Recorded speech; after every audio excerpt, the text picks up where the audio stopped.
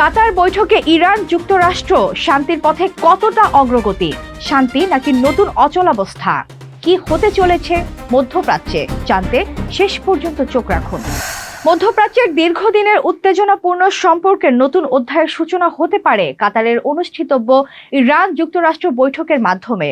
সাম্প্রতিক সামরিক উত্তেজনা, পারমাণবিক কর্মসূচি এবং আঞ্চলিক নিরাপত্তা ইস্যুকে কেন্দ্র করে দুই দেশের মধ্যে সংলাপের এই উদ্যোগ আন্তর্জাতিক মহলে ব্যাপক আগ্রহের জন্ম দিয়েছে।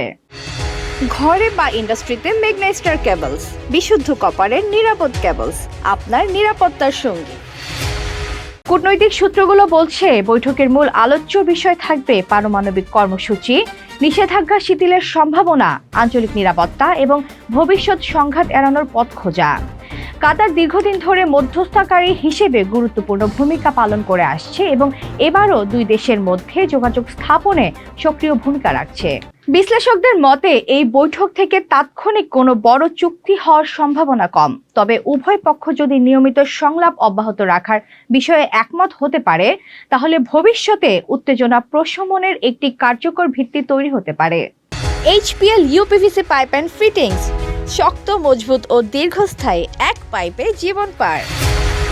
বিশেষজ্ঞরা মনে করছেন যুক্তরাষ্ট্র নিরাপত্তা ও পারমাণবিক কার্যক্রমে স্বচ্ছতা চাইলেও ইরান অর্থনৈতিক নিষেধাজ্ঞা শিথিলের নিশ্চয়তা প্রত্যাশা করবে, ফলে উভয় পক্ষের অবস্থানের মধ্যে এখনো উল্লেখযোগ্য দূরত্ব রয়েছে।